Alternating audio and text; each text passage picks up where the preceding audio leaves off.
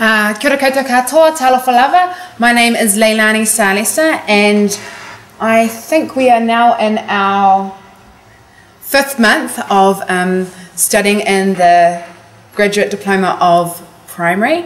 Prior to this, I have done 2 degrees. I did a BA in Anthropology, Social Anthropology and English Literature, and I did an honours degree in Museums and Cultural Heritage. Last year I was employed at the Auckland Museum as Pasifika Educator, and I decided, with all of the exciting events that you might have read about on the front page of the Herald, and the economic situation of our great nation, I decided that teaching was something that I wanted to pursue. Now, experiences on the course have been challenging. This time last year I attended a day similar to this, and I had people, I heard Jean say that the course load was considerable, and she was right. She's an honest woman, and most certainly it is intensive. It's a different kind of work to BA studies. One thing that shocked my system was the 8:30 start, and then often having lectures later into the night. We have a rich and varied experience because of the 7 curriculum areas that we're studying. One thing that I've definitely noticed is that you can't shy away from what you don't like I did in my BA, and you have to be ready to walk into a situation and think, with this time next year I'm going to be having 60 pairs of eyes sitting in front of me in my classroom, and I need to have the confidence to be able to teach that. And in my role at the museum, I had taught only culture and history of the Pacific, so that is something that I've had to really push myself towards. The learning communities that happen, that are created at Epsom, are really strong. I've met some really inspiring people who've been at the forefront of the new curriculum, and people who are expert in the areas are really, really essential to know, I think, to enrich your experience as a student. One thing that both Amanda and I have taken in, I'm not making words up as I go, is that we're both student reps. I was nominated in my absence and came back the next day and found out that I was a student rep. It's something that I'd never done before, but what that's meant for me is being in charge of the whakawhanaungatanga of our stream. We've got 35 people, we've got 7 international students, so one of the most interesting things we've done so far is an activity where we've had to explain what scones were. Now you try telling someone, teaching an adult that who's come from Egypt and English is their 4th language. Okay. Also, we have started our own te reo group. We're working our stream, that's our learning group, so that's the 36 students. We're working towards planning our own noho marae. This is all co-curricular activities. It's not necessarily, it relates to the curriculum, but this is something we're doing of our own accord. And the entire Graduate Diploma in Primary is looking to attend a noho marae at our local iwi, Ngāti Whātua's marae, Tumutumu Whenua in Ōrākei. So what we are, every day we walk into a context where we're with people who are in search of social justice. They're people who are motivated, they're people who want to be there, and they're people who are set on making a change. So I encourage you towards this course. I chose this course above any other because I went out into schools and I asked them which are the best graduates and where do they come from. Kia ora. Right, kia ora koutou. Good evening, everybody. My name's Amanda Kennedy. I'll just talk a little bit about why I decided to do it, a little bit about my experience, and have a chat about practicum. My academic background is environmental science and English, and the last few years I've spent teaching overseas, and that's pretty much where and when I fell in love with the profession. I came back pretty desperate to do it. I did have a part-time job at first. As these lovely ladies have pointed out, it's really tough. If you really have to work part-time, keep it short and try and keep your hours flexible. Yeah, this course is for you if you don't like free time a lot, that's for sure. A lot of people on the course are doing it because it's, as people point out, it's pretty much recession-proof. And a lot of people this year have talked about that as being one of their highest motivations. my own are a little more idealistic, I think, than that. It's something that's different every day, and you see that from the moment you go out on practicum. Every day is different. Every day is something unexpected, and it's just so much fun. Practicum is such a buzz. Practicum is great fun. You start out within 2 weeks of starting the course, you're in the classroom.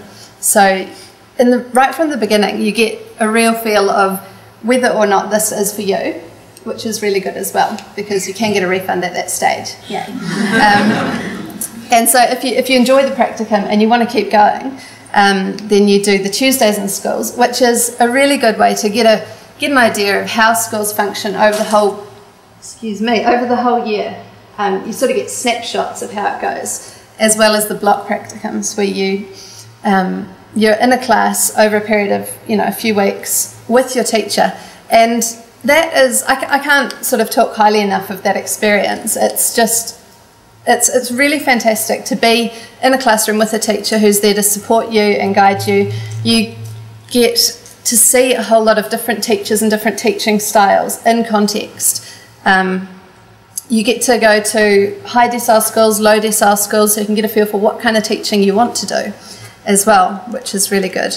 You can ask the teachers any kind of questions you have, and it's really hands-on. So you're teaching right from day one. They really encourage you to get stuck in. So if you're nervous about being in front of a class of kids, that just goes straight away pretty much. It's great. If it doesn't go, you're in trouble because there's a lot of practicum work. Yeah. And it's good for just getting a bit of familiarity with the school processes and things. That's all I pretty much have to say. I highly recommend the course. It's fantastic. Hi everyone. My name's Natasha Falconer. I didn't always want to be a teacher. I always thought, I'd never go into teaching. That's the thing you do if you can't, make it in your chosen career. Well, my chosen career was acting. I went to drama school, and I was going to be a Hollywood movie star. But by the time I was 28, I realised that probably wasn't going to happen, and maybe there was a little part of me that didn't really want that anyway. So I went back to my deepest kind of motivating factor of why I wanted to be an actor, and I realised that it was about giving a part of me back. And I graduated in 2007. I spent a year acting, doing plays and short films and a bit of casting here and there. And I didn't think, I'd go into education because we're going into recession. In the acting industry, everyone's in permanent recession. Only 2% of people who put their job down as an actor in 2007 earned over $50,000. Also, that year, the guy who won New Zealand's Best Top Actor Award only earned $21,000. So I figured that if I became a teacher, that would be a step up for me. So there was a huge decision-making process involved, which I'm sure some people out there might be going through a similar kind of thing, making a huge paradigm shift, wrenching up all of your beliefs about who you were, what you're going to be doing, and moving them into a new paradigm, which is what I did. It took a lot of hard work and a lot of disciplining myself to, look at myself and say, no, I'm not a failure. I didn't fail at my chosen career. I actually just wanted to do something a little bit different. I didn't want to climb to the top of my heap. I wanted to expand breadth-wise and give and be in a much more nurturing field than I felt that I was in. So I'm really happy to be on this program. It is really tough. I've found that, but I've also found that the lecturers are very, very generous. I've never been turned away when I've knocked on a door to ask questions. They've always been there. They've always offered themselves time of their own accord to help with assignments. And I feel very, very supported. Anything else? Yeah. No, I think that's it.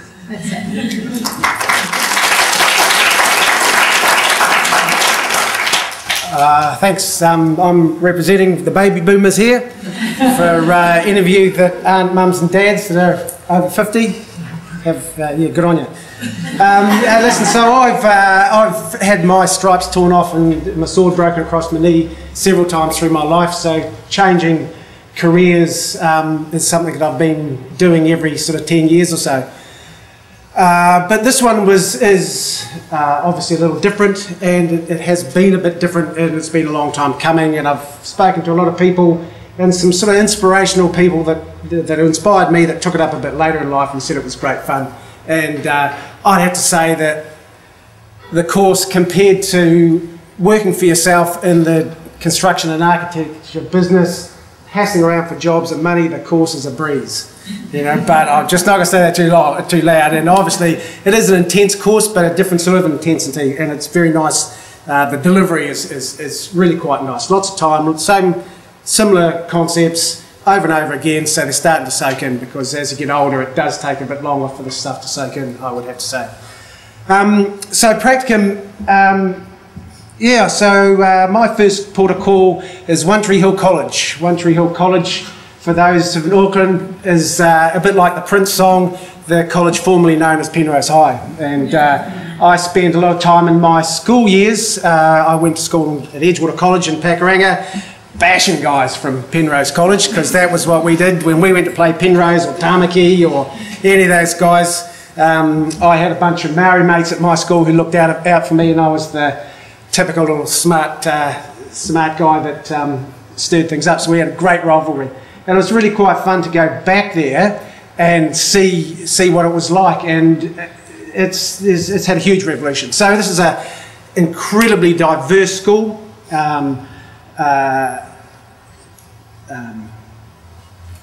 Decile 3, so reasonably low socioeconomic group. Very high percentage of Indian, Fijian Indian, I believe. Very small Pākehā population. Other makeup is probably mainly PI and Maori. So that was really fun for me. I live on Waiheke Island. I've dealt with some of the rabble that go to school on Waiheke, and it was a similar sort of bunch to these guys. Free-spirited kids, very dynamic kids. You know, very dynamic kids and really good fun. A lot of people was, oh, you know, you got to watch this. There's these big PI guys, they'll bash you, and this, that, and the other. And I tell you what, I've had nothing but good times there. So there's been no drama as far as that goes. I guess the biggest drama that I had on the first 2 weeks was on the third false fire alarm. All the kids came running out and said, Mister, it's a real fire. So I duly zipped in and jumped into the burning ring of fire and extinguished it with my brand new shoes. Which survived. Hush puppies. Shout out for hush puppies. They can take it all. But I guess one of the things with a school such as that, it's quite a small school, it's only about 900 kids. It's really quite intimate. Small department, there's only 4 or 5 in the department. Sort of hooked straight in with those people, and apart from a bit of flitting around, I really got in to see how the school worked, how those ins and outs, and they are intense little places. From 8:15 in the morning to whenever everybody goes, it's all happening, it's all on. There's people in your face, but very stimulating. And been thrown in a little bit this week because the head of department and my associate teacher is ill, so it's been great because I've been to some degree left alone, apart from the relieving teachers who are legally required to sit there and be bored. But I spent many years in the service industry, and a lot of those actually as an air steward. And I would have to say that apart from the big packets of money and copious amounts of alcohol, there is quite a similarity. And for those of you, let me explain further. there's a similarity, and for those of you that have been in the service industry, you would know it, that you've got eyes on you the whole time. You've got eyes on you the whole time, you can't readjust your clothing without somebody noticing and all those sorts of things. So it is quite intense, but these kids have definitely been rewarded. So we'll see how the next practicum compares with possibly a high decile school with a different bunch of kids. But you know, I must say I do like adolescence. I am still one. I'm just trapped in an old guy's body, and I really enjoy their in-your-face. And you have to put up or be quiet. So it's really fun. I'd recommend it to anybody. So thanks. Good luck.